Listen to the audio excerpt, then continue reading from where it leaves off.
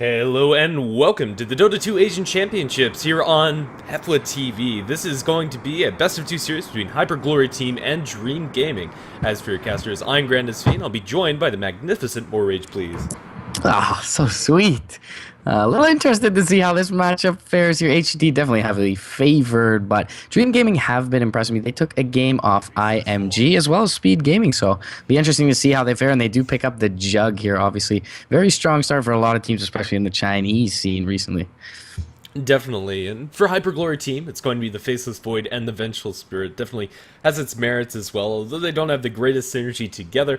It is going to be somewhat of a deny pick. Having that defensive swap up against Faceless Void and his Chronosphere would be very useful for Dream Gaming, and Vengeful Spirit is also going to open up that Roshan pit for Hyperglory Team, so both teams bring quite a lot to the table early on.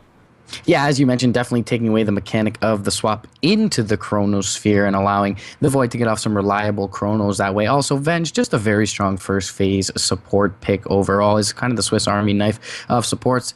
Does offer, of course, as you mentioned, the ability to melt Roshan a little bit more quickly with that Wave of Terror. Also the plus damage and the disable and positioning. But Dream Gaming going to pick up a very interesting one, too, in the Juggernaut Axe here. And I'm not too sure that this is something Dream Gaming is comfortable with playing. Picking up an Axe this early, I feel like they're a little bit vulnerable to some counters here, and definitely nothing too glaringly open as to what they're countering thus far from HGT. Definitely. That said, Axe definitely has been receiving quite a lot of favor in the last couple of days, in particular in DAC. So he is one of those heroes that is starting to be more recognized and more picked up, but honestly I think second pick here for them is a little bit peculiar, especially after opening up with the Juggernaut. Going to be very melee heavy for them, and honestly not sure if that's necessary. Yeah, definitely so. We'll see the Shadow Fiend ban actually come out from DG here, so a little bit interesting from them. They'll ban out the AA as well, couples for obvious reasons, pretty well with the Faceless Void, and would make a very strong tri-lane coupling together with that Vengeful Spirit. So AA ban definitely warranted here. We'll see the Skywrath ban coming up from HGT themselves, which is interesting, as they could have paired that certainly pretty well with the Void, and they'll also ban out the Viper, so another tanky hero they're going to take away from Dream Gaming, and adding that Viper would have made for a very difficult to kill lineup and definitely not an ideal Chronosphere target. Interesting enough, Hyperglory Team going to pick up the IO as their secondary support. I was expecting a Witch Doctor pick from them here, but they're going to instead snack up the IO. What are your thoughts on this, and how is it going to work with the Faceless Void?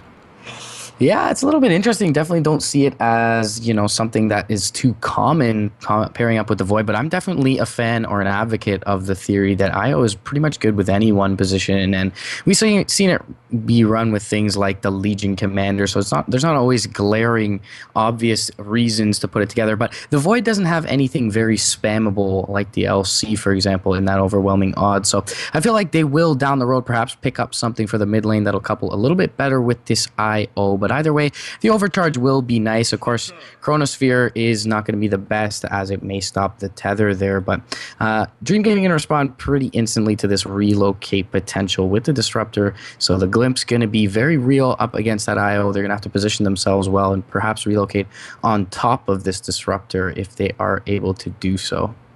Yeah, off the top of my head, I can't think of any IO partner that really combos well with the Faceless Void. If you're going for a CK or a Tiny, more often than not, you want to get right on top of those heroes with the IO to relocate you into the fight. So maybe it's just going to be to follow up a Faceless Void Chronosphere initiation. It does feel kind of awkward. Either way, the Disruptor for Dream Gaming's going to be nice against pretty much everything the Hyperglory Team are bringing to the table. A lot of mobile heroes, and as you already talked about, the IO in particular gets very countered by the Disruptor. Being able to drop a Static Storm on top of where the IO is relocating in, and this time the partner for the IO is going to be the Tiny.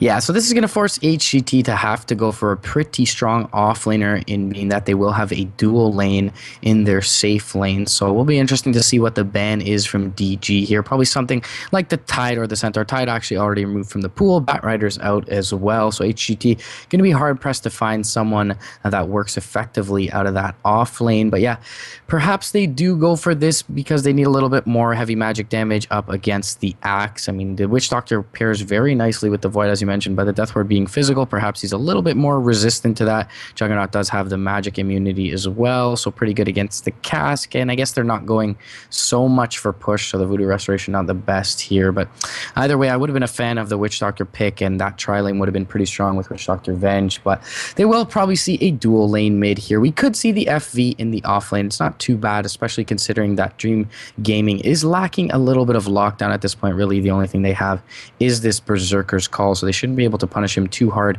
if he gets a couple levels in that time walk. Definitely, and I think that would be a decent way to go about it if they do opt for that lane situation for them. I think going for an Invoker in the safe lane could be really useful for Hyperglory team. A lot of global gank compressor with an Exhort Invoker, a lot of damage of both physical and magical, especially if Necro Books are involved. Either way, we'll just have to see how Hyperglory team are going to settle down with these lanes. They do have a plethora of options at their disposal. For Dream Gaming, let's see what's still left in the pool for them. They don't really have anything that necessarily needs to be comboed. Axe, Disruptor, and Juggernaut are all pretty self-sufficient heroes.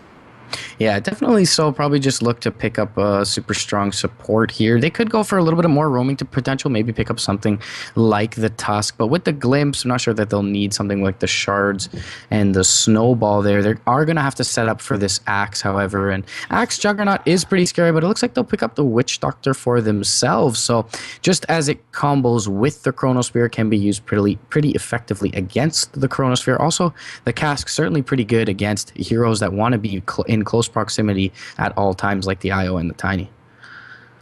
Definitely, and more than anything, it is just one of those solid supports that you kind of talked about earlier. They have decent setup for the Death Ward between a Call from Axe as well as Kinetic Field, Static Storm from Disruptor. Yeah, definitely so, and the Voodoo Restoration plus the Healing Ward will allow them to have a little bit more stability in whatever lane they're currently in, especially if they ball up as 5. So I do like that pickup from Dream Gaming, and we do see a strong support leak through to this fourth phase here for them to pick up. Looks like they'll need a mid laner to round out their lineup at this point. For sure. Well, as far as what that mid laner is going to be, Dream Gaming are pretty open to a lot of different possibilities. It is presumably going up against an IO Tiny lane, which is very potent, definitely. And Hyperglory team are going to ban out the OD to secure it a little bit, as that is one of the heroes that can do very well, even in a 1v2 situation in that mid. Yeah, definitely considered a lane dominator, and there is still something like the Razor. I know he's fallen out of favor quite a bit lately, but that's gonna stick with the theme if they pick that up of the tankiness. It seems that HGT are expecting a little bit of right click coming out from their mid, as Juggernaut is a pretty damn good carry with the buffs to his agility and his base attack time, but it doesn't scale, I don't believe, as well as the Void Tiny dual core thus far, especially with the Wisp to buff up the Tiny from HGT. But I could definitely see something like a Puck and an early timing window here for Dream Gaming, looking to finish the game off before they hit their late game stride for HGT, but they'll pick up a Queen of Pain for themselves, so definitely a lane dominator historically.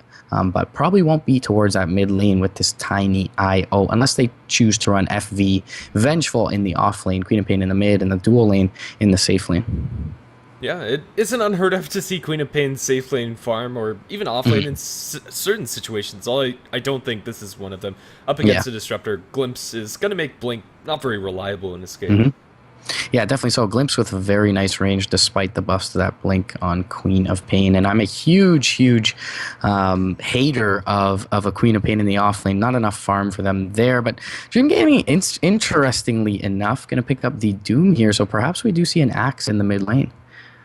Definitely. Very interesting. Or even a Juggernaut. No matter how these lanes shuffle down, it is going to be Dream Gaming running with 3 melees, and none of them really have the guaranteed escapes that we're used to seeing. Doom might also just be thrown towards the jungle very early on, and we'll leave some room for Disruptor, Witch Doctor to pick up some farm here and there.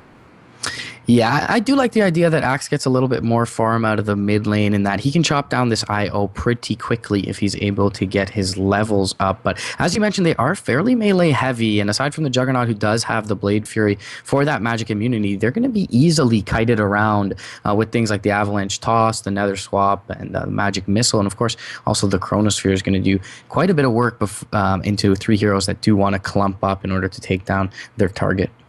Definitely. Well, I suppose we can get the formalities out of the way as well. We'll go ahead and introduce the teams. On the Radiant side is going to be Dream Gaming. K is going to be taking up the axe, and he is their mid player, so it looks like we are going to be seeing a mid axe. Supports Witch Doctor, handled by Kier. Disruptor going to be played by Demons, and Wave on the safe lane farming Juggernaut. Leaving last but not least, our friend the Doom on the offlane. So for the side of the Hyper Glory team, we'll see Kaka pick up the IO going currently towards the safe lane. Pretty Hot is going to grab up the Vengeful Spirit. ZSMJ playing on the farming Queen of Pain Air, going to pick up the Tiny. And finally, who seems to be in the offlane, Icy playing on that Faceless Void. And, well, things should be looking pretty good as far as the early contention for the bounty runes. The Doom is currently sitting up towards top. He has some heroes behind him, but definitely needs to be careful. As far as level 1 is concerned, although you can have Scorched Earth available to you, and it can help you escape, you don't want to be forced into leveling that. You want your Devour ASAP. Yeah, definitely so, and it does help really with the recovery of the farm, and it's pretty much why, one of the only reasons why Doom is a viable offlaner, because he does have that recovery mechanic. Well, it looks like it is going to be conceded by the Radiant that they'll get the one up towards top, and bottom lane is going to be secured by Wave as well as Demons. So actually give the Wave the Disruptor, which is something nice as one of your supports that will secure earlier boots for Demons. Yeah, definitely looking for the boots early. He'll be able to get the glimpse off after that Time Walk from Icy, and perhaps they do have some kill potential there. Time Walk, pretty long cooldown, especially early on. So with the Blade Fury ready, if there's some good movement from Wave, maybe they find some kill potential on this Void. For now, Kira is sitting inside the mid lane, potentially going to make it a dual lane versus dual lane scenario. But as you kind of already mentioned, the low armor on this HGT mid lane is going to mean that Spin's going to hit incredibly hard on both the Tiny and the IO. Currently both at 0 armor. It's going to be doing effectively pure damage. Yeah, it's definitely a good laning situation for DG at this point. Picking up the Tiny IO after grabbing that early Faceless Void Venge combo does mean HGT's lanes are a little bit weaker, but I'm definitely a fan of them putting as ZSMJ over on the Queen of Pain. This hero is just super underwhelming when she lacks farm. Definitely, and this will secure you an earlier Orchid, or whatever the Queen of Pain decides to go for this game. A solo Doom can't put much pressure at all on even a solo Queen of Pain, and then you add the Vengeful Spirit, he's getting absolutely nothing, and probably going to be forced to head off towards the jungle as soon as he gets level 2. Yeah, Icy's going to catch quite a bit of harass bot lane. The boots now were picked up by Demons here. He will look to trade a few blows, but without a level in back. Actually, just skills the backtrack now, so perhaps a little bit more tanky, but he's already burned through a couple of his tangos here in that off lane. In fact, he's going to send him a fresh set of tangos as well as a salve, just ensuring that he is able to stay in this lane, because he doesn't have that backup potential going into the jungle or farming up with Devour. Faceless Void, what he sees in this off lane is what he's going to get. Yeah, definitely. He's already been doing fairly well in terms of levels. He's picked up his level 2.5, which is a full level, and a bit ahead of the Doom for Dream Gaming, who has been zoned out pretty heavily as the first level in Shadow Strike was picked up by ZSMJ. Glimpse back is going to be a nuisance for the Faceless Void, and then he gets the bounty rune denied. Cheeky play coming out from Demons, and then up towards top, HGT will secure a double damage rune for the IO. More or less just going to be refilling the bottle there. Witch Doctor has sat this entire game inside the mid lane. Not exactly sure how much he's accomplished here, although there is some killing potential if he's able to isolate the Tiny as well as the IO. I don't really see that happening. I think he could do more just pulling, or I don't know. Not sure exactly if he'd be able to do that. It has been blocked, and with no sentries, DG are going to leave that observer there. Yeah, and as you mentioned, he's holding on to that point there, skill point, probably for the Malefice, or Maledict, I should say, if he sees some kill potential, but not sure that they will give him the opening from HGT here. Things pretty passive early on, as we do expect from most games in the Chinese scene. Definitely, and even outside of it, to be honest. Right now, Io is going to be stacking up for the Tiny. He gets the medium camp stacked up and has already prepared a double stack in the large camp. With some assistance, Tiny can farm that up very quickly with some sustain to keep the avalanche tosses running, although that's not going to be for quite some time. Yeah, definitely. So Icy postured up pretty aggressively in this offlane here. He's picked up his level 3 now, as we have seen the Doom rotate back to the jungle, and he doesn't have that first level in Devour. He's actually picked up Scorched Earth here. He will courier over a Hatchet, so it's going to be pretty poor times for the Doom early game. Definitely, and now left completely alone, this Queen of Pain should be able to get whatever she wants in the safe lane, and ZSMJ looking towards potentially treads and then into the Orchid as the next major item. But yeah, as you've kind of already mentioned, we are in for a very passive game, and there's no immediate killing potential onto anybody. HGT, they don't have the greatest of supports to punish this Doom inside the jungle or roam and look for that kill, even though he's incredibly low right now. Yeah, I'm wondering, do you feel like it's an Orchid game for ZSMJ here? I don't feel like there's a direct counter to really anyone with that Orchid. It is a strong item generally on the Queen of Pain, maybe pretty good versus the Juggernaut, but I feel like perhaps an early Ags could be a little bit more influential here, as we do see an engagement in the river, but it looks like Kaka may be able to rotate out. He's going to get in range for the call, however, with the Battle Hunger ticking down one Helix, and that's going to be your first blood going Dream Gaming's way. All you really need is one spin. As you've already seen, that spin doing so much damage to the IO, and they'll just barely be able to snag it. And pretty much after that kill, it means that mid lane is an absolute success for Dream Gaming. 15-2 on the Axe and 18-7 on the Tiny. Even though he's not farming as well, First Blood makes up for it in droves. Yeah, definitely so, and that first level in Maledict's skilled, as we alluded to before. Cass gonna go out just to bounce mid lane. Looks like Kier may finally rotate out of this mid lane, as they have secured an advantage for K. Definitely, and I think that would be a solid option here for the Witch Doctor. They'd really like to get him some experience for himself. Right now, he's going to prepare a stack, and it's probably going to be the Axe to farm that one up eventually. But no, it looks like Kier's just going to be chilling inside this mid lane. I think he might have been able to do quite a bit more, zoning out the Faceless Void instead of chilling mid. It looks like a Robe Magic going to be picked up here from ZSMJ, so probably will be that Orchid Rush after the treads. 38 CS for him. He's already topping the board. Oh dear. Yeah, Perfect World servers are not perfect, I must say. Yeah, anything but yeah, I'm lagging as well, so unfortunately I can't give you guys some radio Dota for the moment. The Doom has caught up fairly well, however, he's picked up his level 3 as well, so Icy, not that much of an advantage at this point. Is it completely stopped? Like, is Yeah. everybody just moonwalking? Yeah. Okay. I'm going to try reconnect here, and hopefully I can get some, at least, audio for the If viewers. that works for you, I'll reconnect as well. I mean, I might as well try it. There's nothing hurt by looking for a reconnect. Perfect world. I'll appreciate this beautiful loading screen, and I guess DAC has that going for it. The items are pretty darn sick. Yeah, definitely so. I think it's worth the compendium purchase. Probably the best tournament since the Summit 2, and definitely the best tournament until TI. So certainly comparable, especially in terms of prize pool. Definitely. Well, I'm not loading it. So we're going to be looking at this loading screen for some time more. Nice. I just, maximized the Twitch feed now. I got the stupid Dusky the Husky on my loading screen at the moment. Well, now what? We could always read hero lore. I'm in, but things are still... Oh, there we go. Actually, things are better. Yeah, things are much better. We actually have Dota going on, except for it has changed everything towards directed camera, so I can't actually change anything. K in the mid drops super low. One Spirit there doesn't quite bring him down. He'll be able to salve up, and it doesn't look like we missed any kills, so that looks good for us. Definitely. Well, all of the players are having fine times inside this game, so I suppose that's what matters more, although it would be nice for all of the viewers. Currently down towards bottom, Icy is finding a little bit more experience down to level 4. We finally do have that first point up into Bash for him. Setting up for a Queen of Pain Sonic Wave inside the Chronosphere can be pretty darn sick. We'll have to see if that actually comes to fruition. It is going to be a nice tool at their disposal, although this isn't going to be the most farm Faceless Void you've ever seen, and definitely far from it. More in that utility role in this game.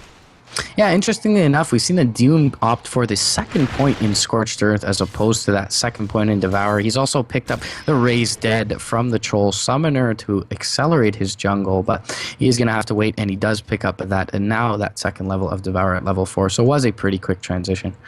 Yeah, definitely. He's currently leveling at a pretty similar rate to the Faceless Void, and he's just getting that little extra bit of gold that'll presumably be towards a Midas, although not immediately scary. Working towards an Aghanim Scepter, Blink Refresher eventually is going to be something that HGT need to be very careful about.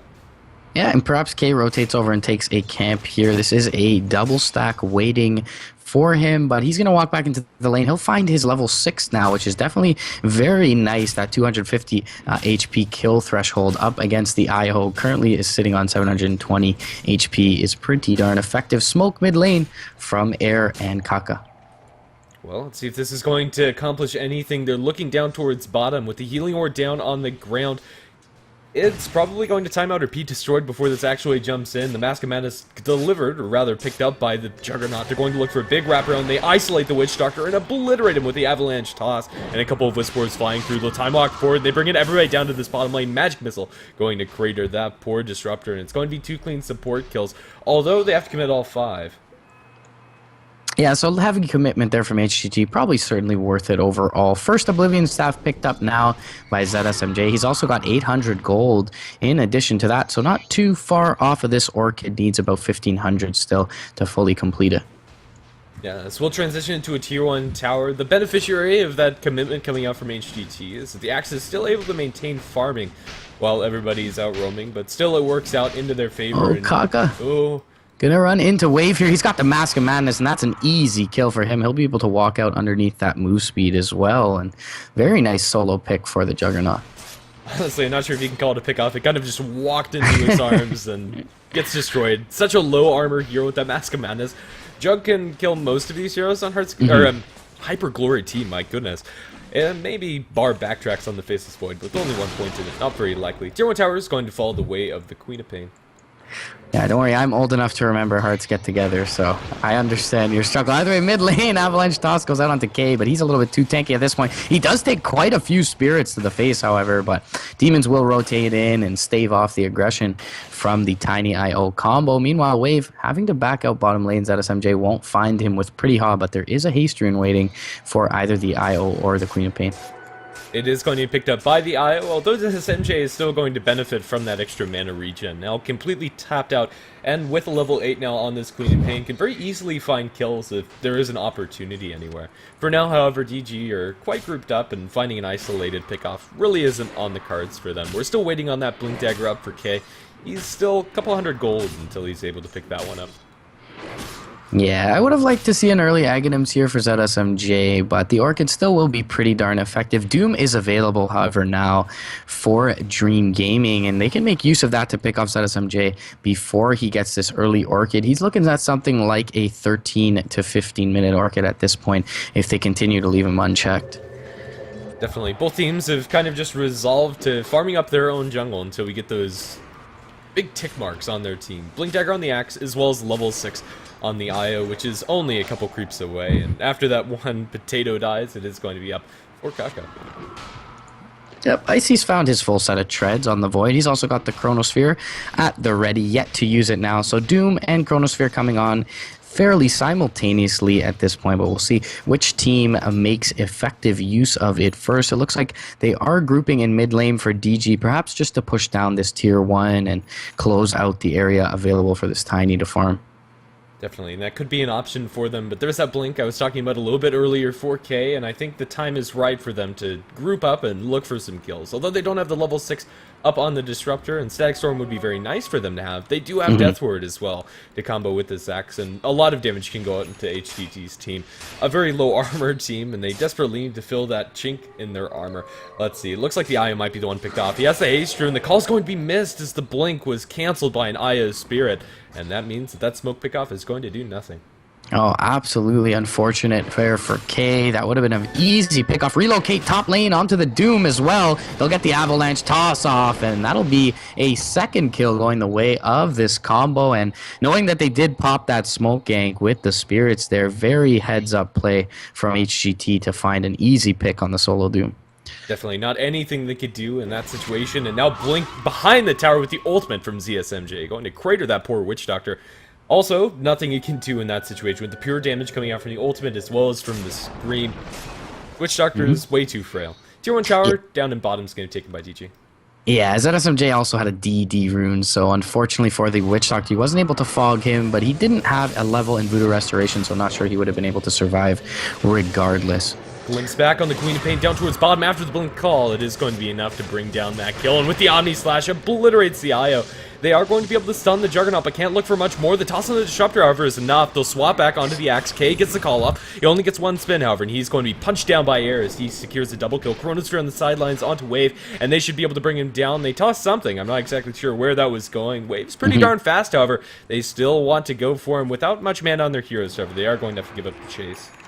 Yeah, that's super unfortunate. I believe he tossed the range creep into the chronosphere. It got stopped up and somehow died before landing, and the damage didn't come through there to Wave, but he'll be able to walk away, as you mentioned, with that move speed. But now 13 and a half minutes in, we do find that Orchid for ZSMJ, so very good timing, and we'll see if he's able to make use of that, albeit his ult is down for the next 60 seconds. Even with LTL, still, especially these supports, are very easy to pick up. 700 HP on the Disruptor, and pretty similar on the Witch Doctor. 739 can be brought down very fast. My Witch Doctor is actually pretty bugged out at the moment. I'm not sure what's going on with the lighting.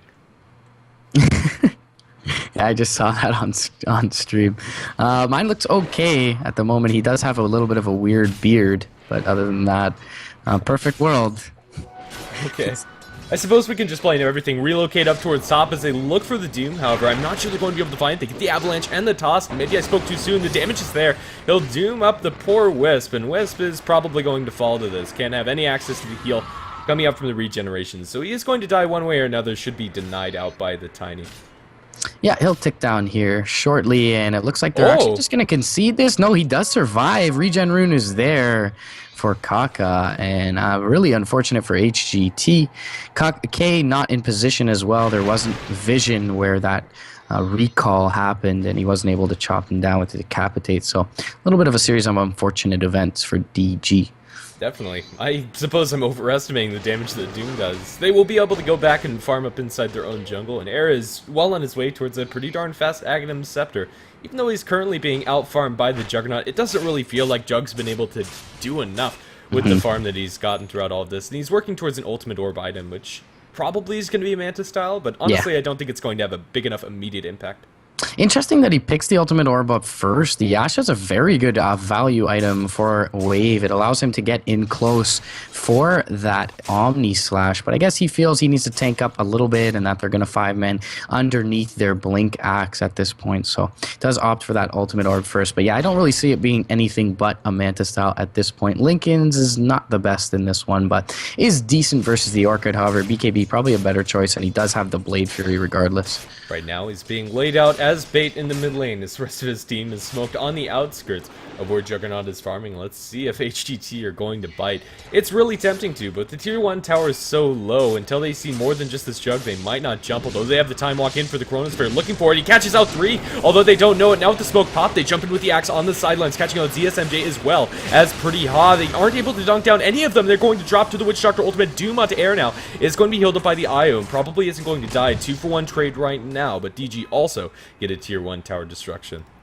Yeah, very nice magic missile there from Pretty Ha. He'll take K, gets stun up K before he's able to get up a Decapitate on either of those two targets. Cask is going to bounce through to ZSMJ, but it won't be enough to get in range, or is it for the Glimpse? Kaka going to get Glimpse back. He'll be brought down. Air's going to come in. There's the Sonic Wave on 2 as well. Magic Step going to keep up the Doom for now, but 1 does drop, and the Cask going to be able to bounce through and sound the disengage from DG. They chase a little bit too high there for the Wisp, and they're going to find some trouble. But either way, the Doom barely surviving with those magic stick charges. Toss goes out across the river with the Scream of Pain. They're going to take down 1. Doom going to get back. Avalanche is going to go through. The Decapitate is a little bit too early from K, and the Queen of Pain blinks out, and a huge win for HGT. Oh my goodness, that toss. MVP onto the Queen of Pain. She survives after all of that. A little bit of miscalculation coming out from the axe, and that is going to be a favorable trade for her. HGT, even though the first one didn't look like it. It's going to be a lot more cold in the pockets of the Tiny. It is that Manta style for the Juggernaut that we were talking about earlier. Time and time again, however, K has been able to make some really nice calls, and really is what made that fight go as well as it did for DG the first time around, with the call into the Kinetic Field Static Storm combo. Yeah, he's been positioned well, certainly, but been a little bit unfortunate with the culling blades. Either way, as you mentioned, Wave finishing off that Manta, he's farming very well, 9,400 net worth, 5-1-0 thus far on the Juggernaut, so has been pretty disciplined, but certainly hasn't been the focus of much of HGT's firepower, being that he does have the magic and immunity, and that the axe puts a little bit more intimidation towards them. Definitely. Well, Invis Rune is going to be spotted out by HGT down towards the bottom to fill up the bottle of the IO. Probably not going to set up any kills with this one, so never mind that. Bigger, however, is the Aghanim Scepter complete up by the Tiny, and now the farm is really going to start accelerating for him. And it really just doesn't feel like DG have done enough to put a stop to this IO Tiny combination. They've pretty much done whatever they wanted to, and now what they want to do is look for a smoke pickoff. Smoked up with 3, and let's see if they're going to be able to find anything. But up towards top, Juggernaut, they're going to be able to get the Chronosphere onto him. They can't follow up with ZSMJ as he's caught inside the Static Storm. However, Wave surviving, able to get off the Manta, but one more Scream's going to put an end to that one. They relocated in with Haka, Kaka as well as with Air, and now they'll go back off to farming. 2-0 for HGT. I think that was a little bit... I'm not sure if they popped the Orchid there from ZSMJ. Perhaps I didn't see the animation, but I think he was being a little bit conservative. Mid lane, though, Doom goes out onto Air. Cask is going to bounce through. They'll get another Helix off on him, and a Death Ward will tick him down into the Culling Blade. Wisp should be next to fall. That's 2 dunks, but ZSMJ going to pick off the Witch Doctor in the backlines. Magic Missile goes out. Nice swap back onto ZSMJ. He'll be able to blink away. Pretty hot. Maybe the Sacrificial Lamb for his Queen of Pain here. Glimpse back will secure his death, and he will tick down to one more Thunderclap proc from Demons. A bloodbath in the middle lane. I think the final tally is 3 for 3, although in the end it's probably going to favor DG just because of the kills that they actually got on the Tiny, who's for the most part had a really good time in ending his 6 kill spree as well. Yeah, so I was thinking they must have gotten the Orchid off onto Wave top lane just because I think he perhaps may have been waiting for those last couple creeps to die before popping the Omni Slash, as there were quite a few targets around, but it was a level 2 Omni Slash at the time. He may have even been able to find a kill and delay things out there, but felt like he held on to it. Well, either way, we're in for a really close game at the moment. Although the net worth is slightly in the favor of DG right now, it's hardly a 1,500 gold advantage, and the experience is in the side of HGT. That lead is going to be put into pretty much a Shadow Blade for the Doom. Not the most conventional pickups, but if these if these first ganks work out with it, it can pay off for itself. Although usually I'm one to like Blink Dagger a little bit more for the instant initiate. Yeah, definitely so. I'm going to have to agree with you on that front. But yeah, as you mentioned earlier, it feels like DG has just been content to find their own farm, and they've left this Queen of Pain and this Tiny unchecked, and I do fear for their ability to scale with them. The one thing they have been able to do is to shut down Icy's Void, but he's picked up the Mask of Madness Tread, so that will be more than enough for him to find some solo kill potential on at least the squishier targets in the Witch Doctor and the Disruptor. He's also building into what seems to be a Maelstrom fairly soon. And even if you can't get the kills entirely solo, you always have that IO Tiny that are omnipresent on the map, more or less. They'll be farming down towards bottom right now, but if he finds a good chrono opportunity, can happen. Shadow Blade on the Doom going to be shown off as he looks further as they get the call onto Air. They're not focusing on fast enough. Now with the Omni Slash, no, relocate away. Very short range, but the Paralyzing Cast going to bounce through. The Witch Doctor ultimate's being channeled, not actually doing much. They Doom up Kaka and will be able to Omni Slash down Air. TP's in from Droves, going to get the Chronosphere onto 2, but is it enough follow-up damage in order to kill off any of these targets? They'll glimpse back one with the ultimate of Wave. It is going to be a kill onto the Jug. They continue to focus down K, but inside the Static Storm, he's turning in a huge way onto ZSMJ, going to miss the call as ZSMJ kills off one more. Blink away is going to keep the Queen of Pain safe. Maledict, however, is going to tick him down, and that will make it a 2 for 5 trade after all is said and done. Beautiful Static Storm there from Demons on to 3. Dire Courier is sitting in the off lane. For some reason, that will fly out here after, but a little bit of an itchy trigger figure once again for K, and perhaps he's able to save his Doom if he waits just an extra microsecond for that Culling Blade. Definitely, and they probably would have secured that faster onto the Queen of Pain. Yeah, just the cleaner kills would have made up for it. The BKB has been shown off on the Queen of Pain as well in that most recent fight, but doesn't do enough. Yeah. Helps you a little bit out of the Static Storm, but you can't do anything when you're called by the axe. Yeah, it's not the greatest BKB game, but when you have a Disruptor, usually you do have to build in that BKB, especially as a Queen of Pain. If you get caught in that Static Storm, I mean, she does rely on her elusiveness, and she isn't too tanky, so if she gets caught in that, she's going to be dead most of the time. So I don't blame ZSMJ for going for it here, but with the Omni Slash, with the Death Ward, with the Doom, and the call from Axe, it's a very poor BKB game. Yeah, it's pretty much necessary, as you said, but it's not ideal. There's not really anything else that ZSMJ could have afforded to go for. A Scythe of Ice Rush would have been nice, but then again, you are going to be dealing with a Disruptor that's going to be shutting down that almost entirely. Air going to mop himself up in the Ancient Stack with a little bit of help from Kaka. Yeah, he's finding some pretty good farm. Third overall on the net worth, has built that Ogre Club on the way to what is presumably a BKB of his own, and he is still quite a ways away from that, about a 1675 gold, so still a lot to find for this Tiny, but either way, farming decently well. Wave, however, has kept up and does have the throne on the net worth chart. He's built a full Basher and looking pretty good on the Juggernaut. With the Mask of Madness attack speed, and even during the Omni Slash, it's pretty ridiculous how many bashes you're able to get, and surprise bashes too. You don't expect to get stunned during the duration of an Omni Slash, but it does happen, and it can happen at some very crucial moments. I like the choice up for Wave. Right now, the Queen of Pain Orchid's pretty much the thing that needs to worry about most, is the damage inside Chronosphere just isn't enough as long as the Queen of Pain isn't there. Yeah, and I really worry for ZSMJ's possibility to survive when the Abyssal Blade comes out. They already have the call to jump in through and pierce BKB, and when they have that Abyssal Blade on Wave, he can jump in with the Omni Slash and even cast it during if he wishes, and ZSMJ going to be pretty hard-pressed to survive unless he's able to tank up very quickly here. Invis Rune on the axe. Doesn't look like it's going to find anybody, but if they were a little towards the right, maybe they catch out the Io and Tiny as they farm up some Ancients. They're going to go deep, and it looks like they might just farm up a couple of stacks of creeps over here. It's not going to set up anything immediately, at the very least. They are hunting, though.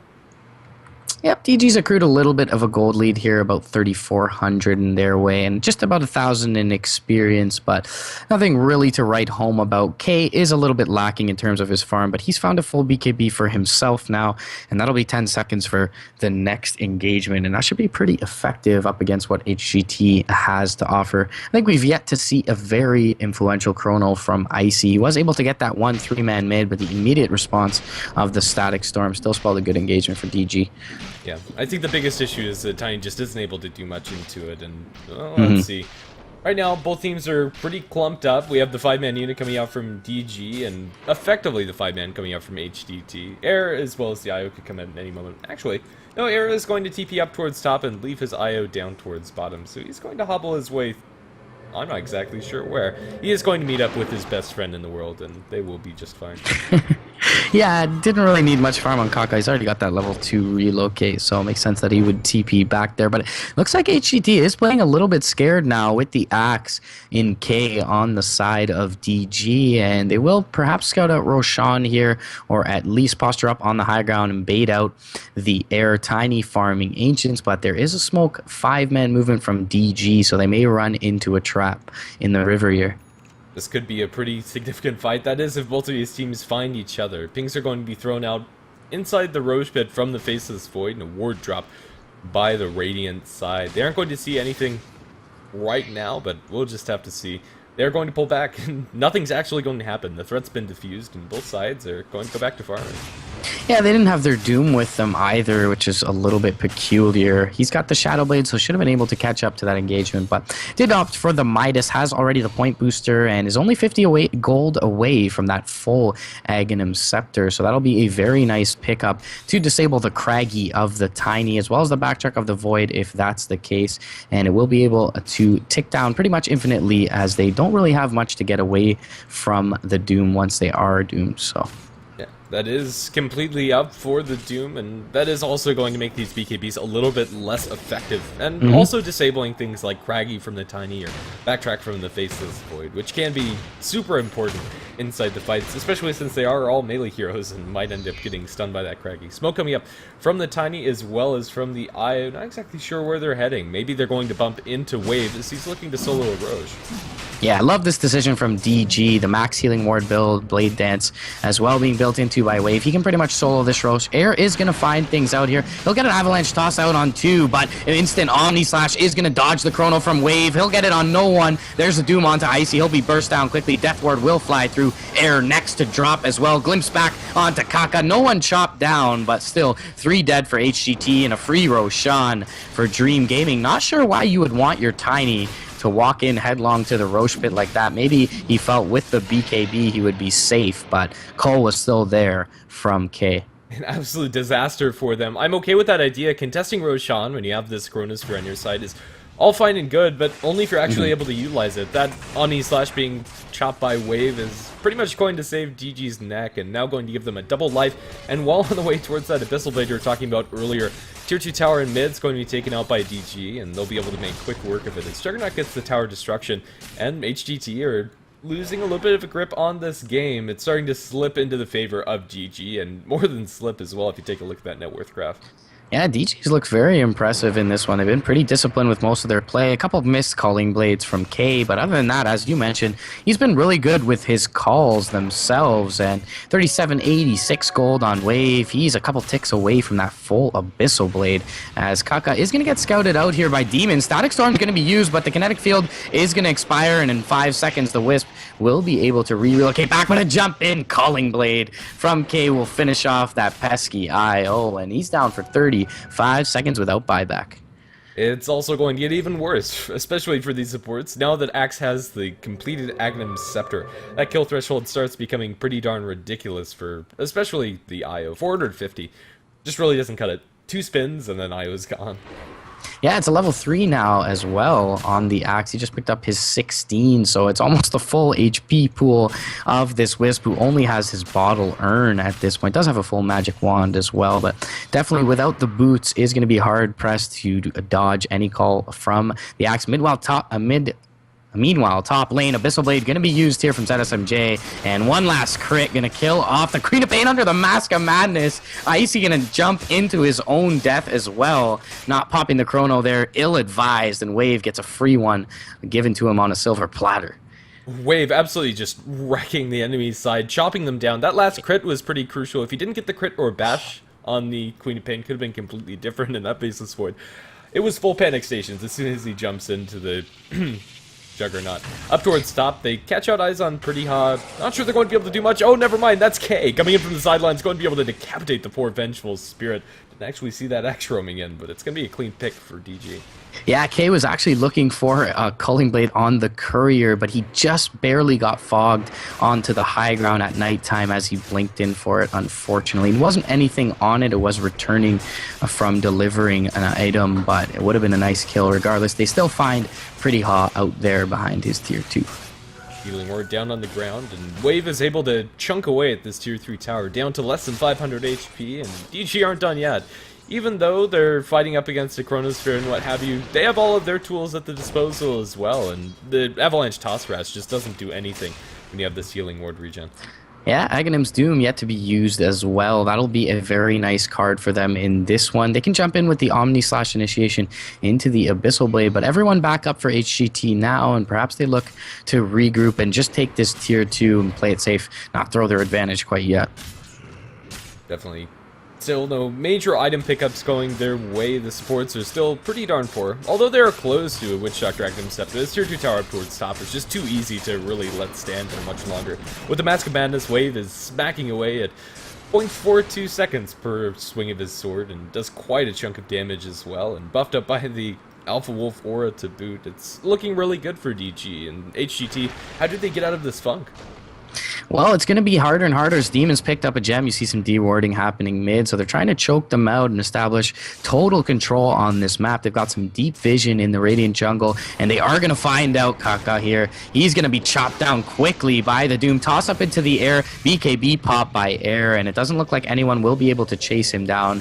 The Doom will have to turn tail and run. He's going to run into Pretty Hot, though. He'll catch a magic missile, jump in with the Orchid from ZSMJ, but he'll look to back off right away as Wave is running in with that Mask of Madness. Doesn't want to have to use the Omni Slash and doesn't have to. He'll chop down Pretty Hot. One last right click from Kier will finish him off. That's 2 down with no buyback, and the units conveniently walking up at the same time as the whole lineup from DG. Easy tier 3 jump forward Cull onto air. The Sonic Wave is going to go through and hit 2, but the Death Ward doing so much work. Cull 1 is there onto air. The Tiny down for 60 seconds with no buyback. The Void drops as well. Easy lane of Rax and perhaps even GG here. 32 minutes in for Dream Gaming. Yeah, with no buyback on the Faceless Void and Tiny, there's nothing stopping them going for a second lane. Unfortunately, they can't seal deal and go for Mega Creeps, but that is going to be GG called out by Kaka, as they just feel they can do nothing. Up until just a couple minutes ago, this game felt really close, and it just falls off the wheels so quickly for HGT. This isn't over for them, it is a best of 2 series, and every game does count as it is on a points-based system. So we'll be back with game number 2 coming up in just a couple minutes, so don't go anywhere.